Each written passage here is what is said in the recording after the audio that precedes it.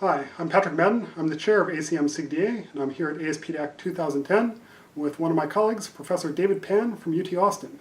David's one of the best paper winners here at this conference, and I'd like you to talk a little bit about your paper. Okay, thanks, Patrick.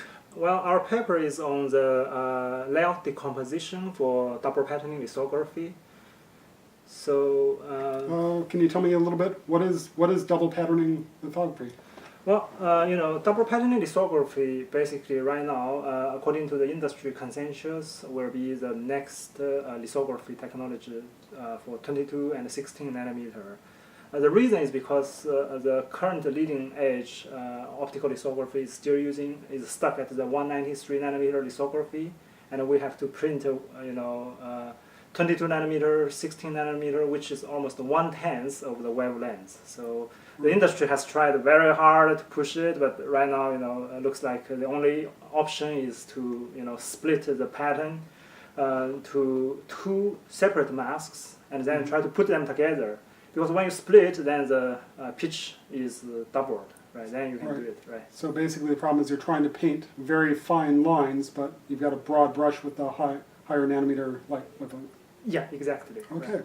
So what are really the challenges? Can you talk a little bit how hard it is to split and what the trouble is there? Well, there are several technologies to split, but anyway, no matter what technology, you have to do the layout decomposition. So essentially, how to decompose the original layout into two separate masks, and there are several issues related with this. The first is, first of all, your initial layout has to be able to be decomposed. And then you also want to minimize the number of stitches and also balance the density between two masks. And also one actually most important problem for double patterning lithography is the overlay control. Right. Well, even the process people have tried very hard, there's still overlay. And what is overlay? Essentially, you are trying to align two masks, but any shifting and rotating and stuff like that, expansion, will cause the two masks have some misalignment. Right. So you have basically two images, and if they don't line up precisely, you'll have either misprinting, disconnects, things too close together, too far apart. Right, or you may have more coupling capacitance and so on and so forth. Oh, interesting. What is your general solution approach? Well, our solution to the layout decomposition is to formulate this problem as a graph theoretical partitioning problem. Essentially, we found that this layout decomposition problem, you want to minimize the number of stitches, you want to do the balance the density, and let's say you also want to have as much